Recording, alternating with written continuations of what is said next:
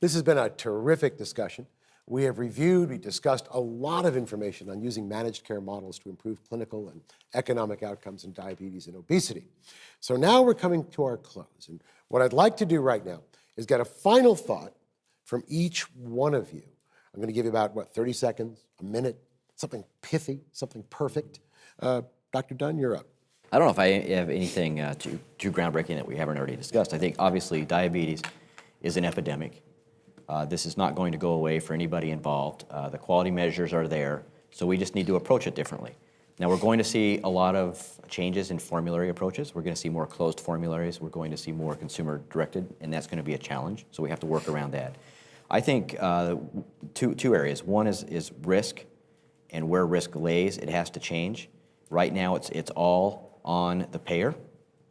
So we have to bring the patient, the physician, and even pharma into that so that we all have risk or skin in the game.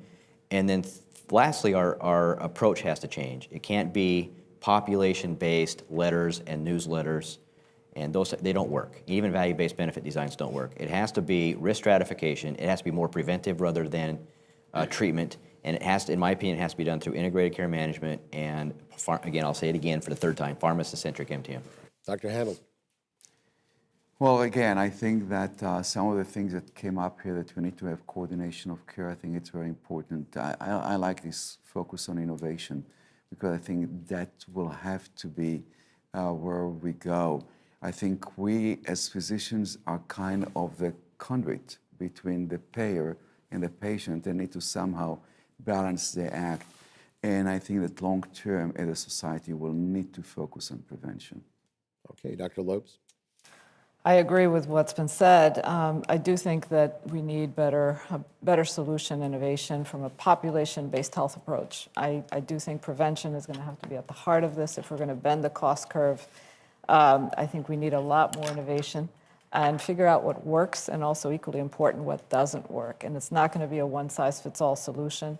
I think a lot of this is going to be predicated on data that's going to come from real world and experimenting. And that's what innovation is really about, so that we can be more successful in the future in managing patient care and outcomes. You got the last word, Dr. I got the last word. Well, as we can see, diabetes is a complex problem, and there's no one solution that's going to fit the bill.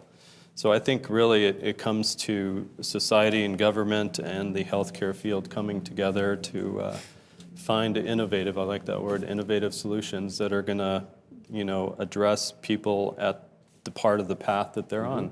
And so I think it's going to be us working together with these other entities and, improving outcomes for diabetes and obesity. That'd be nice. Everybody working together for the same end. Novel. But it can be done. Huh? I'm optimistic. I'm delighted. Thank you so much, all of you, for being here on the panel. I want to thank you for joining us, too. I hope you found this peer exchange informative, and I hope that you join us the next time. I'm Dr. Peter Salgo.